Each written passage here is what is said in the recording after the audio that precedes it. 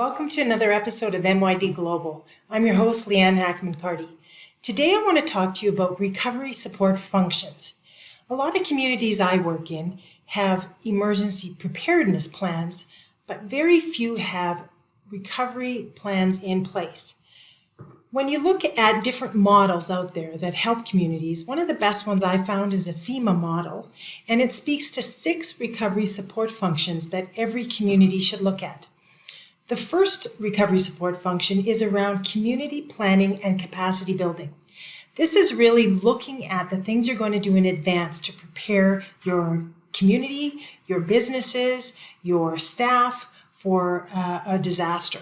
And so it could be practice exercise, it could be certain things that you're going to take into account when it comes to your policies, your procedures, your zoning bylaws, those kinds of things. The second piece is around housing. And this looks at what type of houses do you have? Do you have a wide range of low-cost, higher-end homes? Do you need more stock to address your workforce needs? What about if there is a need for a temporary community while the rest of your community recovers?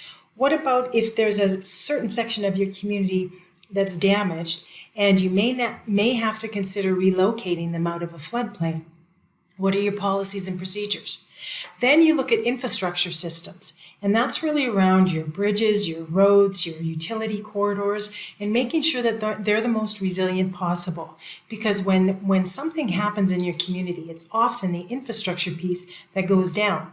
You see some communities where the power is out for weeks, months, or even several months. And so understanding how you're going to recover in that area is critical.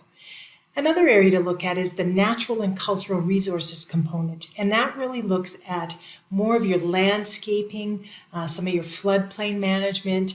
Also, when it comes to cultural sites, looking at historic sites, maybe things that are in your downtown, like your libraries, your museums, things that you really need to protect because there's some kind of historical significance to them. Then you've got the health and social services piece, and that looks at your hospitals, your medicenters, maybe you've got helicopter pads where you're bringing people in and out as far as injuries, maybe looking at pandemics.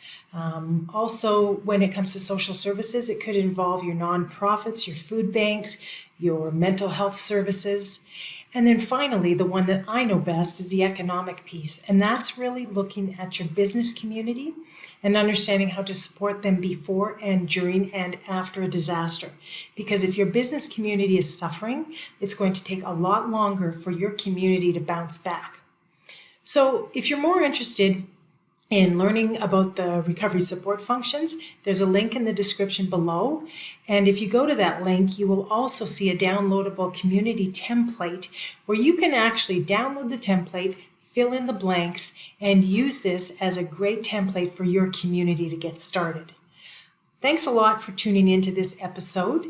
And hopefully you can click the button and subscribe if you'd like to learn about more things disaster. We talk about disasters twice a week. And in the interim, until we see you next time, stay safe.